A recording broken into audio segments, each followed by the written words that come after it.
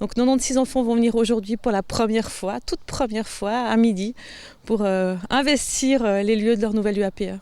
L'ouverture d'une nouvelle UAPE, j'imagine que c'est quand même quelque chose d'important pour une municipale en charge de l'accueil de la petite enfance et de la cohésion sociale.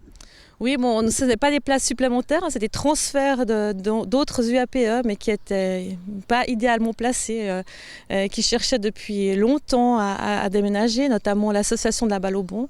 Et puis, c'était l'occasion, cette magnifique maison avec ce parc non moins magnifique à proximité de l'école. Donc oui, effectivement, c'est vraiment un moment important et privilégié pour le personnel du APE, mais aussi pour les enfants. Vous l'avez dit, une centaine de places sur un total d'environ 1400 enfants accueillis dans ces UAPE. La maison, c'est donc une UAPE, mais c'est aussi un parc. Et là, je me tourne vers la municipale en charge des espaces verts. Alors ce parc, à quoi ressemble-t-il ? C'est un écrin de verdure en plein centre de Nyon, une forêt. Il y a vraiment une forêt avec des chemins forestiers et puis de la verdure, de l'espace de contemplation, de jeu. Il y a aussi des mares temporaires qui facilitent la biodiversité. Ce parc a été voulu vraiment respectueux de la nature, qui va vivre au rythme de la nature.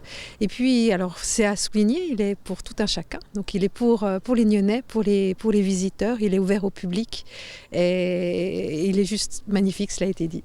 Voilà, ce qui est important, c'est vraiment de souligner que c'est un parc ouvert, un nouveau parc public à Nyon. Et puis un parc qui va avoir encore une pièce maîtresse qui va arriver, puisqu'il devrait y avoir normalement bien une œuvre d'art qui prendra place dans cet espace de près de 7000 mètres. Alors il y a deux choses qui vont encore arriver, des jardins potagers qui sont juste là en dessous, qui sont encore à faire, à créer. Et puis effectivement une œuvre d'art, ça c'était prévu depuis le début. C'est une entreprise privée, vraiment des privés qui se sont mis ensemble pour choisir un artiste, avoir l'idée de ce qu'il faut développer ici et trouver des fonds. Donc cette œuvre d'art devrait prendre place ici l'automne prochain, dans une bonne année. Voilà, une œuvre d'art entièrement autofinancée. Ça tombe bien, on parle finance avec vous. Une UAPE plus un parc, vous l'avez dit en conférence de presse, c'est certainement l'UAPE la plus chère du canton. Alors les finances de Nyon vont finalement pas si mal. Alors je pense que ce n'est pas moi qui vais le dire que c'est la plus chère, mais certains conseillers effectivement qui sont soucieux des deniers communaux risqueraient de le dire. Alors justement, le coût global est d'environ 8,5 millions. Comment cette somme est ventilée ?